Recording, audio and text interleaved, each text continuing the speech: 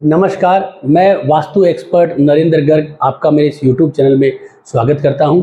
आज हम बात करेंगे वास्तु में एक बहुत ही महत्वपूर्ण विषय के ऊपर, जिसमें हम कभी भी कोई भी ज़मीन को देखते हैं तो हम ये देखते हैं कि भाई ये ज़मीन जो है वो कुछ लोग कह रहे हैं ये सिंहमुखी है, कुछ लोग कह रहे हैं ये गोमुखी है। और कई बार एक नॉर्मल व्यक्ति होने के नाते हम समझ नहीं पाते कि कौन सी ज़मीन जो है वो सिंहमुखी है या गोमुखी है, क्योंकि आपको देखने में लग रहा होगा कि दोनों सेम है। भाई इधर ये भी संकड़ी है, इधर ये भी संकड़ी है, बस इसमें फर्क क्या है और कैसे हम इसको समझेंगे। यहाँ पे बहुत सारे लोगों को ये पता ही नहीं चलता है कि ये सिंहमुखी है या गोमुखी है, प्लस इनके लाभ भी अलग अलग है। जैसे कि मैं आपको बता देता हूँ, गोमुखी जो प्लॉट होता है ये आपके रेजिडेंशियल यानी रहने के लिए बहुत बढ़िया है।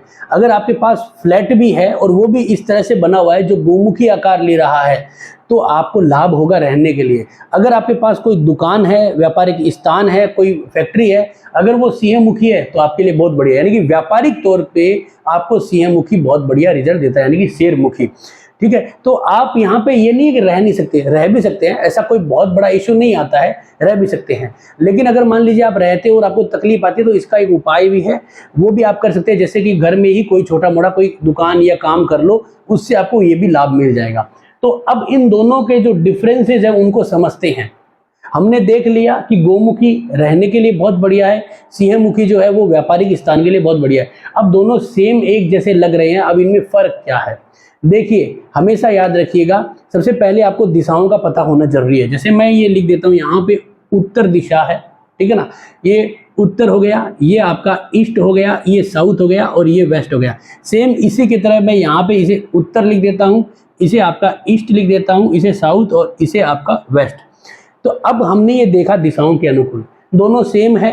अब इनका फर्क ये है कि आपका जो मुख्य दरवाजा है ना, वो इन दोनों में डिफरेंसेस बताएगा।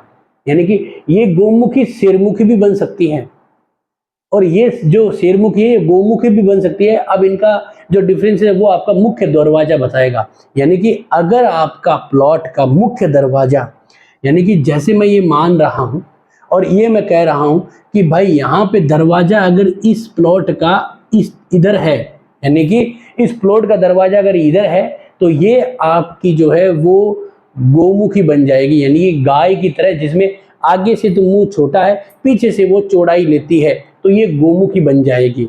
अगर मान लीजिए कि इस प्लॉट का, जिसे आप लोग कह रहे हैं शेरमुखी है, अगर इसका भी दरवाजा अगर मैं इधर बना देता हूं तो ये भी गोमुखी बन जाएगी, ये भी गोमुखी बन जाएगी। ये डिपेंड करेगा दरवाजे के ऊपर।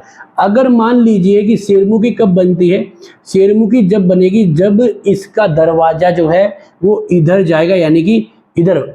ठीक है, तो ये दिशाओं को नहीं लेना है, ये देखना है कि हमारा जो दरवाजा है वो अगर संकड़े की तरफ जा रहा है, जो संकड़ा है उसकी तरफ जा रहा है, तो हमारा वो गोमुखी बनेगा।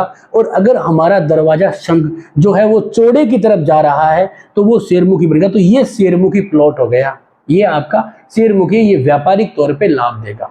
अब ये गोमुखी है, अगर हम इसे गोमुखी कह रहे हैं, अब मान लीजिए कि मैंने कह दिया भाई इसका दरवाजा जो है वो इधर है, तो ये आपका बन गया है जो है शेरमुखी प्लॉट। आगे से चौड़ा हो गया लोयन की तरह है और पीछे जो है वो संकड़ा हो गया, तो ये यहाँ पे शेरमुखी बन जाएगा। यानी कि दोनों प्लॉट में आपके इस तरह का प्लॉट हो सकता है, डिफरेंसेस नहीं है, लेकिन सबसे बड़ा डिफरेंस है दरवाजों का। आपका दरवाजा किधर जा रहा है? अगर आपका दरवाजा मान लीजिए ऊपर की तरफ है, इधर की तरफ है, तो ये ना तो आगे से संकड़ा है ना पीछे से संकड़ा है, ना आगे से चौड़ा है ना पीछे से चौड़ा है, ये ना शेरमुखी है ना गोमुखी है, ये आपका अशुभ प्लॉट हो जाता है, जिसमें ये कोना बढ़ जाता है। अब ये जो भी दिशा आएगी वो आ सकती है, ये गोमुखी और न शेरमुखी है। कई लोग इसे भी गोमुखी और शेरमुखी कह के चिपका देते हैं, वो गलत है। इसे भी आप ये माने, अगर दरवाजा इधर है, अगर दरवाजा इधर है तो ये ना तो गोमुखी है ना ये शेरमुखी बनेगी। यहाँ पे आपको एक ही चीज का इंपॉर्टेंट देखना है कि अगर दरवाजा संकड़ा है तो वो प्लॉट आपका जो है वो गोमुखी बनेगा, और अगर आपका दरवाजे का साइज वाला एरिया चौड़ा है तो आपका वो शेरमुखी बनेगा। एक ही नियम है। और जब ये ऐसा बन जाता है तो इसमें आपके कोने जो कट जाते हैं, जैसे ये कोना यहाँ पे क्या हो गया कि ये कोना थोड़ा सा जो है वो टिल्ट हो गया ना, ऐसे कट गया, ये वास्तु दोष होता है। लेकिन इस जो गोमुखी प्लॉट को इसका दोष नहीं लगता यहाँ पे दरवाजा होने के कारण। ठीक है। अब इसे भी यही है, सेम मान लीजिए ये आग्नेय कोण है, ये आग्नेय कोण यहाँ पे देखेंगे तो जो आपका जो क्या हो गया, न्यून हो गया, कट गया, 90 डिग्री नहीं है, क्योंकि ये यहाँ पे इस तरह से 90 होता है, ये आपका 90 डिग्री होता है। अगर कोई कोण 90 डिग्री होता है तभी शुभ होता है, नहीं तो वो खराब है। लेकिन अब यहाँ पे क्या है, दरवाजा इधर है, ये सिंहमुखी है, तो आपको यहाँ पे इस आग्नेय कोणे का, इस नॉर्थ ईस्ट का 90 डिग्री नहीं होना, न्यून होना दोष नहीं लगता, क्योंकि ये प्लॉट जो है वो ऑटोमेटिकली अपने शेप के कारण राजयोग में आ जाता है।